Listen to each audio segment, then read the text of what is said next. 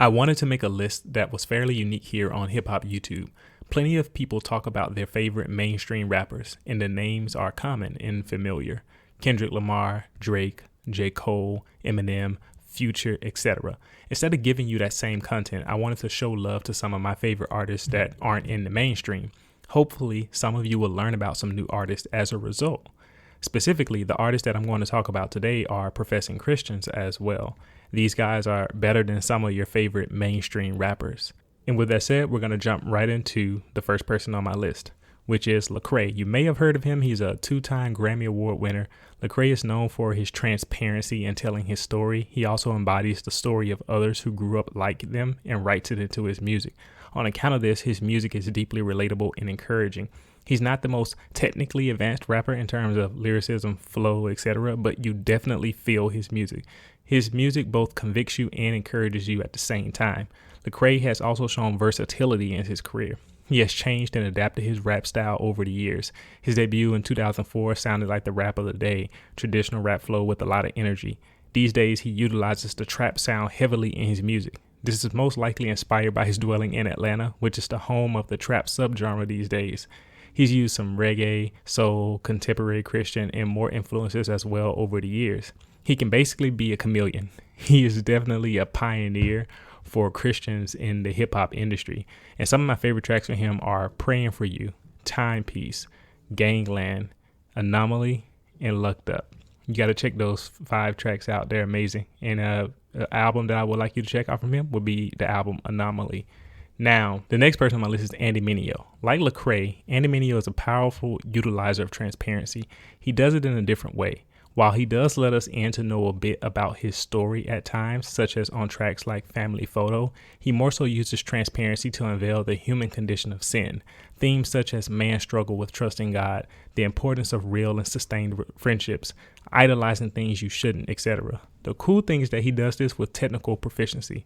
You have to have technical skill as a lyricist if you come from New York, which he does. He routinely employs nice multisyllable end rhyme schemes, witty punchlines, and wordplay.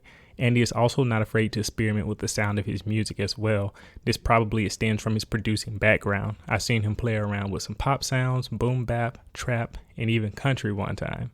Some of my favorite tracks from Andy Minio are the song Clarity, Family Photo, Friends, Know That's Right, and Judo.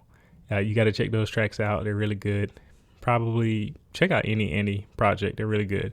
So the next person on my list is KB. So he's hailing from South Florida. KB is one of my overall favorite artists in hip hop, and he probably will be upset if I don't mention Tampa, Florida specifically. His uniqueness as a person shines through in all that he does. His music is theologically sound and convicting, yet it is sonically pleasing. KB is also particularly adept at articulating and discussing social issues such as the political climate, race relations, and the power of ethnicity. Over the past few years, he has masterfully combined worship plus trap music. If he was the director of music in your church, you would probably have a concert every Sunday. I can say he has truly made his own sound. Some of my favorite tracks from KB are Sideways, Masterpiece, Not Today Satan, DNOU, and Monster. Gotta check it out. The album that I would have you check out from him would be Today We Revel. Now, next up is J. Monty. My guy Jay is a rapper. He has technical ability that is hardly matched by most rappers, mainstream or not. Just listen to 100 Bars Part 4. He can stack rhyme schemes with the best of them and switch the flow pockets seamlessly.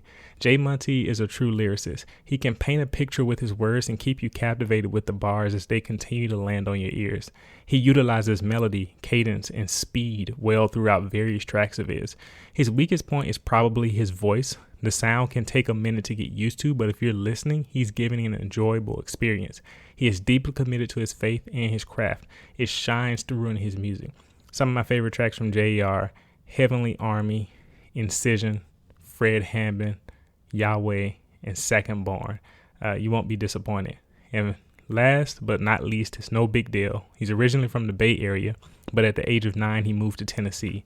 The Southern influence definitely shows. Even with the re-release of his latest album, Lowercase Tapes, as a chopped and screwed version called Slowercase Tape, Dilly is a student of the game, and you can tell through his technical ability.